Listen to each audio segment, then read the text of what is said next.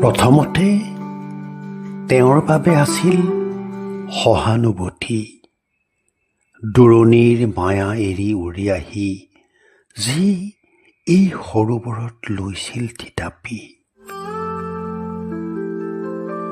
দুপাক্ষিত আছিল আশাৰ সেন্দুৰ, পিছে সংকুচিত হৈ গৈছিল তেওঁৰ নতুন আকাশ। অনাদৰে নিস্তেজ কৰা চকুৰ মণিত লাহে লাহে নামিছিল কুঁৱলী।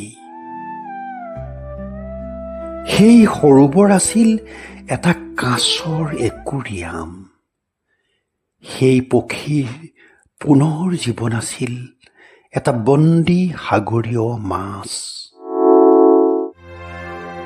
এজাক ভয়ংকৰ ধুমুহাৰ শেষত ভীষণ আন্ধাৰৰ বুকুত উৰি থাকে এটি জোনাকী।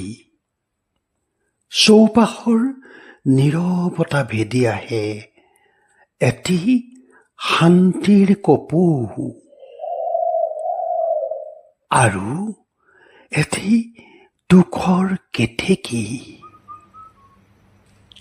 লাহে লাহে দুখৰ সাগৰত এতিয়া তেওঁ আপোন, বহুত আপোন।